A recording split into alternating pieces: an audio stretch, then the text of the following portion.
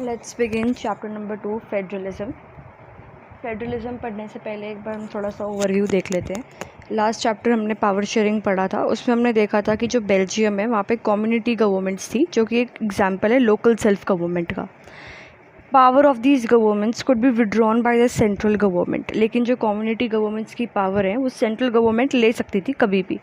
तो सिस्टम को थोड़ा प्रॉपर बनाने के लिए 1993 में कम्युनिटी गवर्नमेंट्स को कॉन्स्टिट्यूशनल पावर्स दे दी गई थी, जिससे कि अब ये सेंट्रल गवर्नमेंट के ऊपर डिपेंडेंट नहीं थी। तो इस सिस्टम को हम कहते हैं फेडरल फॉर्म ऑफ सिस्टम। पहले था यूनिटरी फॉर्म ऑफ सिस्टम कि सेंट्रल गवर्नमेंट पावरफुल है, बट जब सेंट्रल गवर्नमेंट पे डिपेंडेंट नहीं है एक लोअर फॉर्म ऑफ गवर्नमेंट, उसको हम कहते हैं federal form of government. Sri Lanka तो स्टार्टिंग से ही यूनिटरी नेशन ही था और अभी भी यूनिटरी नेशन है, लेकिन जो तमिल लीडर्स हैं श्रीलंका में वो चाहते हैं कि श्रीलंका एक फेडरल सिस्टम बन जाए। तो यूनिटरी सिस्टम क्या है, जहाँ पे सिर्फ एक गवर्नमेंट होती है। ये जो सब यूनिट्स हैं, जो छोटी गवर्नमेंट्स हैं, लोकल गवर्नमेंट्स हैं, they are subordinate to the central government, वो होता है यूनिटरी सिस्टम। फेडरलिज्म क्या होता है, एक ऐसा सिस्टम ऑफ गवर्नमेंट जहाँ पे पावर सेंट्रल अथॉरिटी और वेरियस कॉन्स्टिट्यूएंट यूनिट्स और वेरियस गवर्नमेंट्स में डिवाइडेड है, जैसे कि central government, state government and local self government and all. Fine. Federalism के फीचर्स क्या है? जनरली फेडरलिज्म में 2 लेवल ऑफ गवर्नमेंट होती है। अभी मैंने बताया कि जब पावर डिवाइड हो जाती है सेंट्रल गवर्नमेंट से बाकी और सबऑर्डिनेट यूनिट्स में, उसको हम कहते हैं फेडरलिज्म। तो पहला फीचर कि federalism has 2 levels of government, एक पूरी कंट्री के लिए और दूसरा स्टेट लेवल पे लिए। ठीक है। Each tier has its own jurisdiction. Each tier has its own jurisdiction, मतलब कि जो सेंट्रल गवर्नमेंट है उसका अलग जुरिडिक्शन है, जो स्टेट लेवल पे गवर्नमेंट है उसका अलग जुरिडिक्शन है। जुरिडिक्शन क्या होता है? The area over which someone has legal authority. The area में be defined in terms of geographical boundaries और in the terms of certain kind of subjects. मतलब each tier has its own jurisdiction, यानी कि जो central government है वो सिर्फ इन सब्जेक्ट्स, इन एरियाज़ पे रूल कर सकती है, या इन रूल सब्जेक्ट्स या इन एरियाज़ पे रूल्स बना सकती हैं।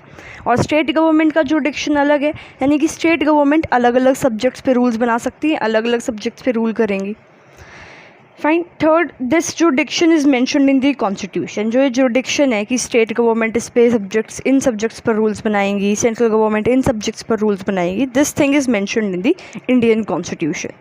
Next, fundamental provisions of constitution cannot be unilaterally changed by one level of the government, and such changes require the consent of both the levels of the government. अगर हमें constitution में कुछ change करना है, जिसे हम कहते हैं कॉन्स्टिट्यूशनल अमेंडमेंट, तो ऐसा नहीं है कि सिर्फ सेंट्रल गवर्नमेंट अपने आप चेंज कर देगी और स्टेट से कुछ पूछेगी भी नहीं। स्टेट से भी पूछा जाएगा, उनकी भी कंसेंट ली जाएगी, तब जाकर कॉन्स्टिट्यूशन में कोई अमेंडमेंट आएगा, यानी कि कोई चेंज आएगा। तो ये शो करता है कि कैसे सेंट्रल गवर्नमेंट से पावर डिवाइडेड है लोअर लेवल्स पर। तो ये एक फेडरलिज्म का इंपॉर्टेंट फीचर है। Next, courts have power to interpret the constitution and powers of different levels of government. The highest court acts as an umpire if disputes arise between levels of governments in the exercise of their respective powers. Okay तो federalism में जो courts है, जो judiciary होती है, वो generally independent होती है। They have the power to interpret the constitution. उन्हें पावर है कि वो कॉन्स्टिट्यूशन को इंटरप्रेट करे और लेवल्स ऑफ गवर्नमेंट पर चेक लगाए। पढ़ा था ना हमने कि लेजिस्लेचर, जुडिशरी एंड एग्जीक्यूटिव जो है, it is a system of checks and balances. तो courts, that is judiciary, is keeping a check on the levels of government, keeping a check on their powers. और अगर कोई dispute हो जाता है between the levels of government, कि central government या state government में डिस्प्यूट है या स्टेट गवर्नमेंट्स के बीच में डिस्प्यूट है, तो एज एन एम्पायर कौन काम करता है? कोर्ट्स, यानी कि judiciary. Next feature is sources of revenue for each level of government are clearly specified to ensure its financial autonomy. Okay, अब जो sources of revenue है कि स्टेट गवर्नमेंट का क्या रेवेन्यू है और कहाँ से रेवेन्यू आएगा, और सेंट्रल गवर्नमेंट का रेवेन्यू कहाँ से आएगा, यानी कि जो टैक्सेशन सिस्टम है वो भी प्रॉपरली मैंशनड है कॉन्स्टिट्यूशन में। और ये बताता है कि सेंट्रल गवर्नमेंट ही अलग से फाइनेंशियल इंडिपेंडेंस है और स्टेट गवर्नमेंट की अलग से फाइनेंशियल इंडिपेंडेंस है। तो वही है फेडरलिज्म का मेन फीचर, तो यही है ना कि सेंट्रल गवर्नमेंट से पावर स्टेट गवर्नमेंट से लोकल लेवल्स पर डिवाइडेड है। तो वही एक इंपॉर्टेंट फीचर है कि फाइनेंशियल ऑटोनॉमी भी डिवाइडेड है यहाँ पर। Next, federal system has dual objectives. First, safeguard and promote unity of country, and second, accommodate regional diversity. Okay तो फेडरल सिस्टम में दो चीज़ जो होती हैं ज़रूरी, पहली कि जो यूनिटी है कंट्री की वो सेफ गार्ड रहेगी। ऑब्वियसली जब स्टेट गवर्नमेंट्स की अलग पावर है और यूनियन की अलग पावर है और चेक्स एंड बैलेंसेस का सिस्टम है तो कोई पावर को मिसयूज़ नहीं कर पाएगा, जुडिशरी भी इंडिपेंडेंट है, तो unity of the country will be protected. And next is to accommodate regional diversity, state levels पर स्टेट प्रॉब्लम्स स्टेट लीडर्स को ज़्यादा अच्छे से पता होगी। ऑन द अदर हैंड जो यूनियन लीडर्स हैं उनको पूरे नेशन की एज अ होल प्रॉब्लम्स पता होगी। तो सेंटर पे सेंट्रल गवर्नमेंट है और स्टेट में स्टेट गवर्नमेंट्स है, तो वो प्रॉब्लम उनको पता है स्टेट में क्या है, तो इसलिए regional diversity will be accommodated because of the presence of state governments. Ideal federal system has mutual trust and agreement to live together. अब सेंट्रल गवर्नमेंट और लोकल गवर्नमेंट्स जो हैं और जो स्टेट गवर्नमेंट्स हैं उनके बीच में एक ये एग्रीमेंट है कि we have to live together, we have to take the country as a whole, हमें डिस्प्यूट्स क्रिएट नहीं करने हैं and we should have mutual trust, हमें ट्रस्ट होना चाहिए एक दूसरे पे, तो हमारी जो कंट्री है वो ज़्यादा अच्छे से ग्रो करेगी, ज़्यादा अच्छे से प्रॉस्पर करेगी nation complete in the whole world. Fine, तो इन आइडियल फेडरल सिस्टम में म्यूचुअल ट्रस्ट और agreement to live together is important, ये होना चाहिए। Two routes through which federations have been formed. Next topic कि फेडरेशन सिस्टम जो है वो दो तरीके का होता है। पहला होता है कमिंग टुगेदर फेडरेशन। इसमें क्या होता है, independent states coming together on their own to form bigger units by pooling sovereignty, retaining identity, increase their security. Fine, okay, तो जैसे यूएसए है, यूएसए में 50 स्टेट्स हैं, 50 स्टेट्स इकट्ठी आई और फिर यूनाइटेड स्टेट्स ऑफ अमेरिका बनाया, यानी कि जो इंडिपेंडेंट स्टेट्स थी यूएसए में वो इकट्ठी आई, they come together and then they form a bigger USA. Fine, जिससे उनकी सिक्योरिटी इंक्रीज़ हो गई। बहुत सारे लोग ग्रुप में आते हैं तो उनकी सिक्योरिटी ज़्यादा होती है, उनकी पावर ज़्यादा लगती है। तो सेम यहाँ पर कमिंग टुगेदर फेडरेशन में कि independent states together they came together and they form a bigger unit. यहाँ पे स्टेट्स के पास इक्वल पावर होती है और स्टेट्स स्ट्रॉन्ग भी हैं क्योंकि फेडरेशन बनने से पहले they were independent, so obviously states are strong air. Fine, तो ये कमिंग टुगेदर फेडरेशन कि independent states come together and then they form a bigger unit. Example USA, Switzerland and Australia, इन तीनों में कमिंग टुगेदर फेडरेशन है। Second is holding together federation. Holding together federation में एक पूरा बड़ा यूनिट है, राइट, यानी कि अ लार्ज कंट्री, पूरी एक लार्ज कंट्री है and that country divides it's power between the constituent states and national government. कि एक बड़ी सी कंट्री है, फिर वो ग्रुप्स में पावर डिवाइड कर रही है। जैसे कि इंडिया, पूरी इंडिया है, फिर उसकी इंडिया के पार्ट्स क्रिएट करें, इंडिया में स्टेट्स क्रिएट करिए। स्टेट्स अब मिलकर आकर इंडिया को क्रिएट नहीं किया स्टेट्स ने, इंडिया बना उसके बाद इंडिया को डिवाइड करा गया स्टेट्स में, तो it is holding together federation. यहाँ पे सेंट्रल गवर्नमेंट जनरली ज़्यादा पावरफुल होती है स्टेट से। For example India, Spain and Belgium, यहाँ पर होल्डिंग टुगेदर फेडरेशन है। फाइन, अब ये वर्ल्ड मैप है। Only 25 of the world's 193 countries have federal political systems and their citizens make up 40% of the world's population. And most of the large countries of the world are federations. So, ये red color में countries हैं, they are having federal political systems. Fine? Okay. Okay, तो India में holding together federation है, right. तो centre ज़्यादा powerful है state से। स्टेट्स तो कुछ ऐसा नहीं है, जो हमारे यहाँ पे बहुत सारी स्टेट्स हैं सबको आइडेंटिटिकल पावर्स भी नहीं दी गई हैं। जैसे कि असम, नागालैंड, अरुणाचल प्रदेश और मिज़ोरम को कुछ स्पेशल पावर्स दी गई हैं बाकी स्टेट से कंपैरिजन में under article 371।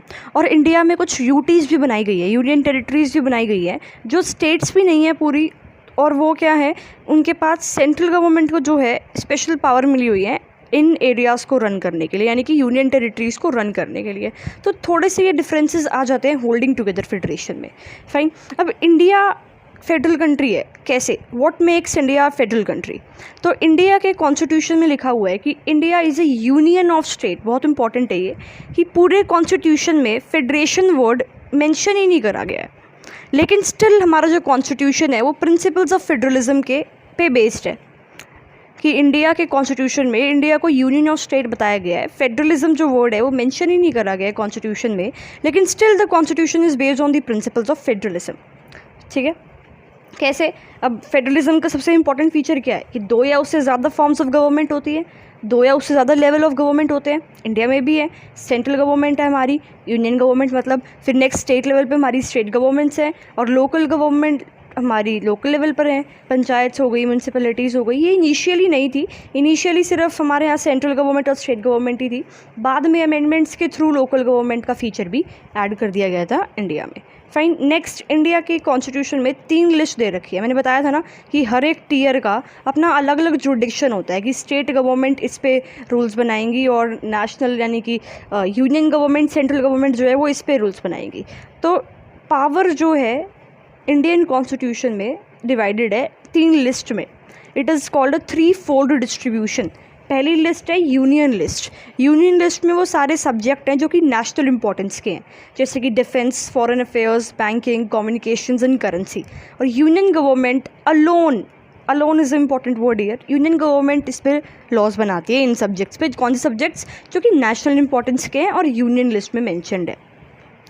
Next is state list. State list में वो सब्जेक्ट्स हैं जो कि लोकल इंपॉर्टेंस के, यानी कि स्टेट लेवल पे इंपॉर्टेंस के हैं, और सिर्फ स्टेट गवर्नमेंट इन पे लॉज बना सकती हैं, रूल्स बना सकती हैं, जैसे कि police, trade, commerce, agriculture and irrigation. एक लिस्ट होती है कॉन्करेंट लिस्ट। कॉन्करेंट लिस्ट में कॉमन इंटरेस्ट के सब्जेक्ट्स होते हैं, जिस पे स्टेट गवर्नमेंट भी रूल्स बना सकती है और यूनियन गवर्नमेंट भी रूल्स बना सकती है, जैसे कि education, forest, trade, unions, marriage, adoption, succession.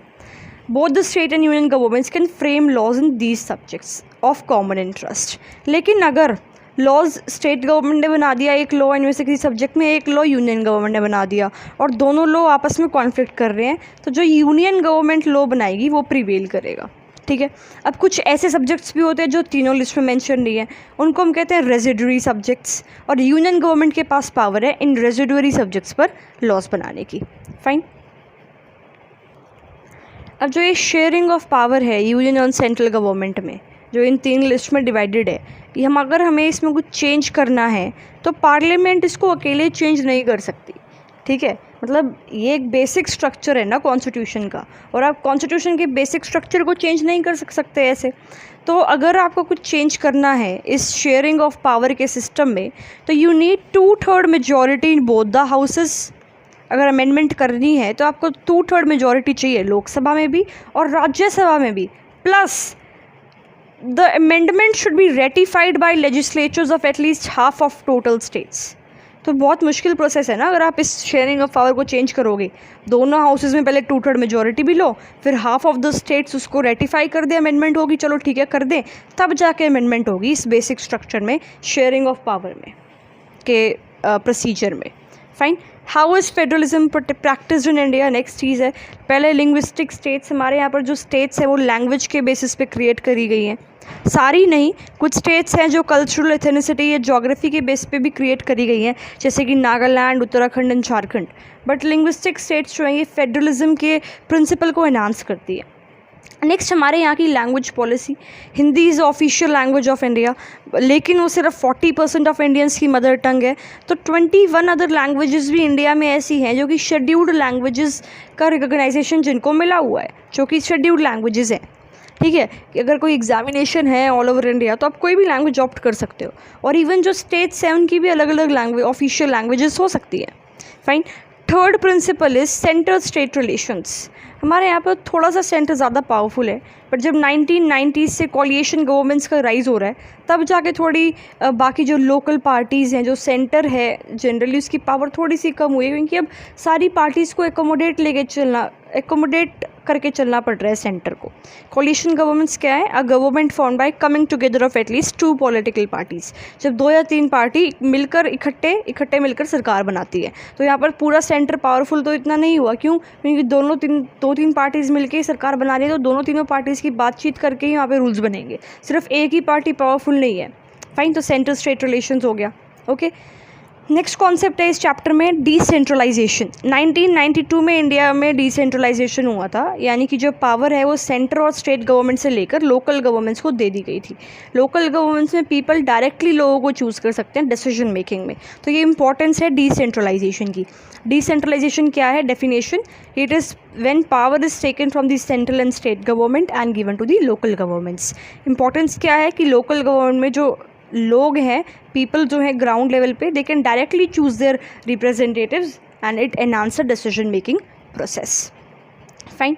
A major step towards decentralization was taken in 1992. The constitution was amended to make third tier of democracy more powerful and effective. Now it is constitutionally mandatory to hold regular elections to local government bodies.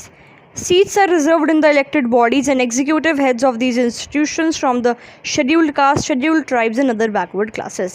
तो local जो government है वहाँ पे SC, ST और OBCs के लिए seats reserved हैं, 1/3 seats women के लिए रिजर्व्ड हैं। स्टेट इलेक्शन कमीशन जो एक इंडिपेंडेंट इंस्टीट्यूशन होता है स्टेट लेवल पे, वो हर स्टेट में होता है, वो पंचायत और म्यूनसिपल इलेक्शंस को कंडक्ट करवाते हैं। और स्टेट गवर्नमेंट्स जो हैं दे are required to share some powers and revenue with local government bodies as well. Nature of sharing varies from state to state.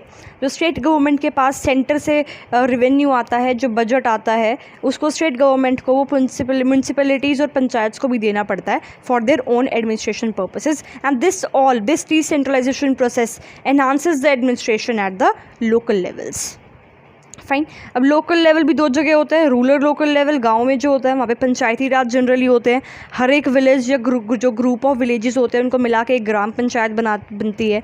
और ग्राम पंचायत क्या है? एक डिसीजन मेकिंग बॉडी है पूरे विलेज के लिए। उसके अंदर वार्ड मेंबर्स होते हैं जिनको हम पंच कहते हैं, वार्ड मेंबर्स को, और एक सरपंच होता है। फाइन।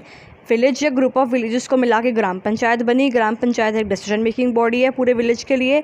ग्राम पंचायत में वार्ड मेंबर्स होते हैं जिनको हम पंच कहते हैं। उन वार्ड मेंबर्स का एक हेड होता है प्रेसिडेंट, जिसको हम सरपंच कहते हैं। और जो ये वार्ड मेंबर्स हैं they are elected by adult population of that village. और जो ये adult population of that village, यानी कि जो वोट दे सकते हैं एक गाँव में, उसको हम उनको कहते हैं, उनकी जो सभा होती है उसको हम कहते हैं ग्राम सभा। और पंचायत जो है वो इस ग्राम सभा के अंडर ही इनकी सुपरविजन में ही काम करती है। फाइन। ग्राम सभा जो है एटलीस्ट 2 या 3 बार मिलती है एक साल में, एनुअल बजट को अप्रूव करने के लिए और ग्राम पंचायत की परफॉर्मेंस को रिव्यू करने के लिए। दोबारा सुनो, एक विलेज या ग्रुप ऑफ विलेजेस को मिला के ग्राम पंचायत बनती है। ग्राम पंचायत में वार्ड मेंबर्स होते हैं जिनको हम पंच कहते हैं। और जो पंच और जो ये ग्राम पंचायत होती है उसका हेड होता है एक सरपंच होता है। वार्ड मेंबर्स जो है उनको इलेक्ट करा जाता है बाय ग्राम सभा। ग्राम सभा क्या है? सभा of adult population of village voters. Fine. और जो ग्राम पंचायत है वो ग्राम सभा के सुपरविजन में काम करती है। ग्राम सभा साल में एक या 2-3 बार मिलती है एनुअल बजट को अप्रूव करने के लिए और ग्राम पंचायत की परफॉर्मेंस को रिव्यू करने के लिए। फाइन। अब चलते हैं डिस्ट्रिक्ट लेवल पे। कुछ पंचायत को अगर हमने ग्रुप कर दिया तो उसको बोलते हैं पंचायत समिति, ब्लॉक या मंडल। और जो पंचायत समितिज़ को अगर ग्रुप कर दिया तो उसको बोलेंगे ज़िला परिषद। डिस्ट्रिक्ट लेवल पे हो जाएगा ये। फाइन। अर्बन लोकल गवर्नमेंट्स, यानी कि जो आपकी शहरी इलाकों में जो लोकल गवर्नमेंट्स हैं। म्यूनसिपलिटीज़ होती हैं टाउन्स में, जो छोटे टाउन्स होते हैं वहाँ म्यूनसिपलिटीज़ होती हैं और उसका हेड होता है म्यूनसिपल चेयरपर्सन। और जो बड़ी सिटीज़ होती है वहाँ होती है म्यूनसिपल कॉरपोरेशन, उनके जो हेड होते हैं उसको हम कहते हैं मेयर। फाइन।